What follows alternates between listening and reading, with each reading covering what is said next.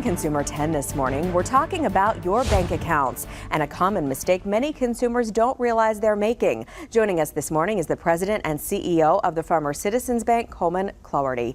Coleman, thanks for being with us this morning. Thank you very much. First of all, it is the $1 million question this morning. What is the biggest mistake that most of us make when it comes to our checking accounts? Well, I think people make three big mistakes. One is they don't realize they're paying fees. Here in Columbus and Central Ohio, they're paying almost $120 a year in fees. If you woke up this morning and found $120 in your pocket, you'd think it was going to be a great day. Right. They're also paying fees at ATMs up to $5 every time they use an ATM. And the third thing is they're having to keep minimum balance requirements in their checking accounts. What are these fees allegedly for?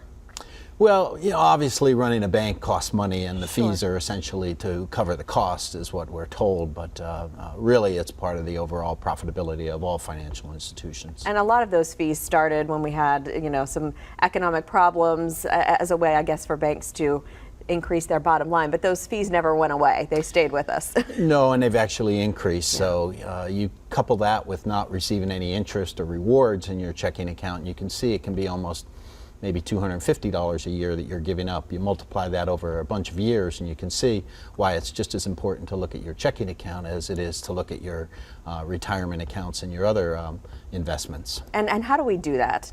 I know that I haven't looked at paper when it comes to my checking account in so many years. I don't even know. But when I'm looking online, what things am I looking for? I think you're looking for what type of rewards or interest that financial institutions will pay you to do their banking with them. I think you're looking at whether or not there are ATM fees or refunds of those ATM fees. And the third thing you're looking at is what are the minimum balance requirements, because if I have to keep my money there, I want to know that I'm going to receive some sort of reward for it. Okay, let's talk about the Declaration of Free Checking. What is that? Well, we joined 64 other financial institutions across the country to basically, in the spirit of the 4th of July, actually declare that free checking is something you should be looking for. And you can do that through Kasasa.com, which is what has brought us all together. I'm running out of time, Coleman, but I want to talk about, and this answer is going to be different for everyone, how do you choose whether a big bank or a smaller community bank is right for you? Well, I think, quite frankly, they're all checking accounts are kind of created equal. It's a real question of where you can get service and where you can get personal attention.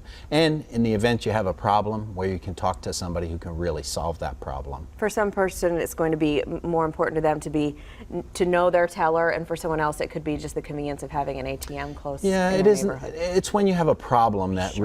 really comes to fruition. And at a smaller financial institution, if necessary, you can talk to me. Right. At a mega bank, there's a good chance you're not talking to the president and CEO, and I think that's what really separates us. Now you're going to be on hold on the phone for quite a long time. That doesn't bother me at all. Right. Coleman, thanks so much. We appreciate your time this morning. Oh, thank you very much for having me.